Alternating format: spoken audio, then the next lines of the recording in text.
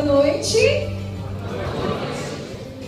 Acho que eles estão um pouquinho tímidos, né, Dália? Você não acha, Pedro, que estão um pouquinho fracos? Sim.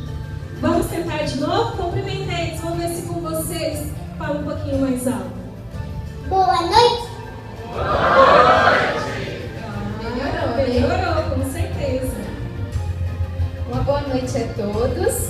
Nós estamos começando mais uma programação. Parece que foi ontem, né, Ana, que nós estávamos reunidos com os pais da nossa escola, com o nosso coral para comemorarmos, né?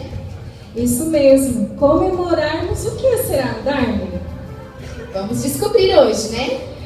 Nós estamos aqui reunidos para celebrarmos as bênçãos que o nosso Deus tem derramado sobre nós. Estamos também reunidos para celebrarmos a união entre família e escola, como também celebrarmos o dom maravilhoso que Deus concedeu aos nossos alunos, o dom da música, onde os nossos corais estarão abrilhantando essa noite. E nós não poderíamos começar de forma diferente, né, Darwin? Convidando o nosso Pai do Céu para estar conosco.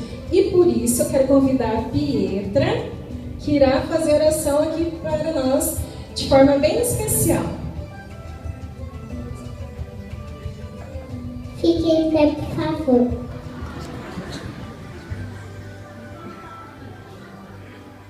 Querido Jesus,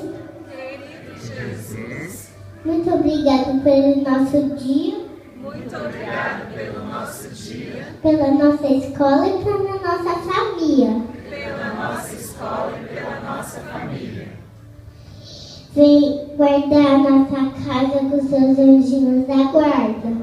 Vem guardar a nossa casa com os anjinhos da guarda. Amém. Amém. Muito obrigada. Obrigada, Pedro. Agora pode ir lá com o coral. E eu quero convidar as estrelas da noite